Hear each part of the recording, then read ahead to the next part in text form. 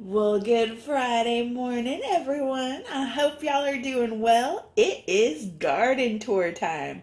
So let's just see what happened in the garden this week, shall we? All right, y'all. So we have some seedlings doing very well. That Roma has already got its second set of flowers going. Both bell peppers germinated.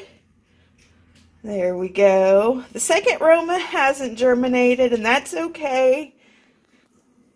And then we have one jalapeno and two jalapenos. The other two just didn't produce. They did pop through, but with no leaves and not much of a root system. So I went ahead and just pulled those. And then the pea plants in here still haven't produced. So if I don't see anything popping up this week, then I will go ahead and replace them and get them started again when I do my next planting. And then we've got 3 cherry tomatoes that produced. And the 2 on the left you can see are starting to produce their second set of leaves. And then if that 4th cherry tomato doesn't pop through, that's okay. 3s are going to be plenty. So let's, and then, y'all, this one is a sad, sad story. So I repotted the jacaranda. Isn't that pretty? It's in a nice big pot now. But I left it out in the cold for too long. So I have 2 long leaves and that little bitty baby leaf that it's still growing. So we're going to keep doctoring it, keep it inside all this week. Yeah, I forgot it on one day where it went freezing overnight. And then I was like, well, let's see if it, because it did well, and then let's see how it does in the rest of the cold. Yeah, y'all, I should have brought it inside. So, you live and learn in gardening, because I was hoping if it lasted, then that means I could go ahead and just let it eventually grow to full size and could have it in the backyard once I get a house. But yeah, y'all, no, I will probably just forever keep it in this pot and keep it a nice, kind of a small bush size. So let's go outside and see what's going on out there. All right, y'all. So this aloe is doing great, staying all nice and healthy. Let's see what else is staying healthy. Go around the corner, see the American flag. And then up here, the tulips are doing amazing. That basil is finally getting healthy again, loving being outdoors. And the geranium is just growing leaps and bounds. And that aloe up there is still staying nice and healthy. And then this aloe is still doing really well, even with the cold temperatures. I kept all these plants outside. I did bring the basil up onto the bench, but everything else stayed up here on the sill. And we hit below freezing twice this week. And they still stayed strong and healthy because we'd get sun in the afternoons. And then y'all, look at this chrysanthemum. It is just loving this weather. So I'm going to keep it how it is. And then I was able to get a second pot of catnip going.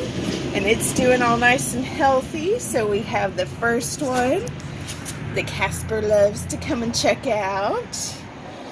And then the lettuce is peeking up. It's getting happy again and starting to grow more. And I did put some seeds down in where the empty spots are out. And they haven't popped through yet, and that's okay. I just keep them all nice and watered and they get plenty of sun. And then I don't know if you can see it. Look, y'all. We have carrots popping through. So those carrots are coming on through. Isn't that so cool? So I am happy. They're going to take a long time to grow, and that's why I planted them early in the cold. And then the lavender hasn't quite come through yet, and that's okay. It was just planted a week ago. And yes, that is a Casper leash right there. I'm trying not to put him in the picture. And then over here, the rosemary has not quite popped through yet, but that's okay. It takes a long time, like the lavender. The strawberry plant is just barely hanging on, but I did see green in it, so I chipped away all the dead from it and just gonna see if it'll hang on. And then I did transplant these plants. They're still, you know, trying to get adjusted to the grow bag, and that's fine. It'll take a little bit. And then the pea plant, I did have to take off some of it, but the rest of it's starting to grow back well. And then the calendula, y'all. This is part of my tea garden. So the calendula is really coming along well.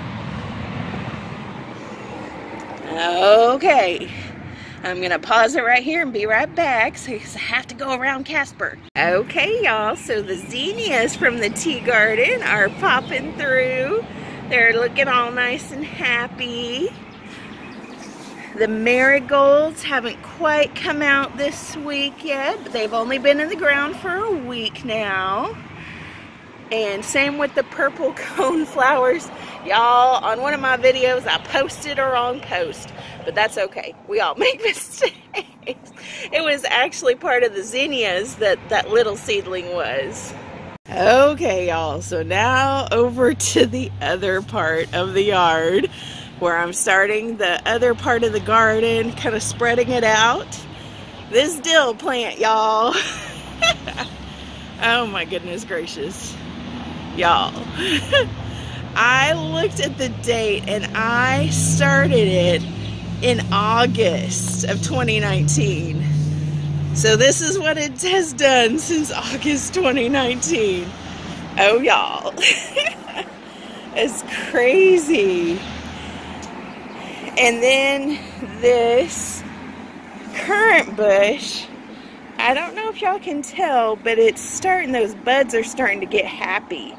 So I am looking forward to, as they continue to get happier and happier and start to have some life coming off of them. And then the dandelions, yes, I did say I'm growing dandelions.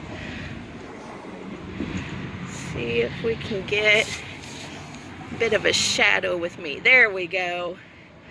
These dandelions, I'm going to have to weed out some more because it's just going to be way too many. But you can use dandelions for so many good healing properties, and that's why I put them as part of my tea garden. So let's wrap this up and see how the week went. Alright, y'all, so you see there were some ups and some downs in the garden this week, and that's just the way it goes. We had 2 days, 2 overnights that got down below freezing. Yes, in Texas it happened, y'all. So one of the nights I forgot completely about the change in weather and forgot to even try and protect the plants. And the other night I left one out thinking it was strong enough, that jacaranda, and it just didn't like it. So I am letting it heal and get back to where it needs to be. And today I will probably put it out in the sun because the next few days we are supposed to be beautiful weather. So I am excited about nice and sunny and just beautiful temperatures. So as a gardener, that's one thing we like. But anyway, it's getting really fun seeing how all the seedlings are popping out. I'm realizing more and more I'm gonna be working a lot in the garden as I keep adding more. I'm gonna wait until our next frost. We're supposed to have one more frost in March for the Farmer's Almanac, and I'm gonna wait until after that frost, and then I'm gonna start putting other things in the ground on a weekly basis, just to kind of help myself with it not getting so overwhelming, but realize it's gonna get overwhelming at one point. But I wanted to do this. I wanted to learn how to grow my own food, how to grow my own healing properties so I can be more and more self-sufficient, because I want to get to that point where I'm growing food not only for me, but when Jason and I get married, for us, and when we have kids, for our family, so we can just go to the backyard or go to the front yard and just go pick something out. So I'm looking forward to that, and looking forward to just learning more and more. And y'all, gardening is a learning process. If you think you've got it down, well, it'll just show you the next time you don't quite have it all learned. And that's another thing I enjoy about gardening. You're constantly learning and constantly figuring things out. But I hope y'all have had a good week in your garden. And as always, if you like this video, hit that like button. And if you haven't subscribed, go ahead and subscribe and hit that notification bell. And if you're still here, check this out before tomorrow at 6 p.m. hits. I want as many people in that contest as I can get. Y'all have a great day, and we will catch you later today.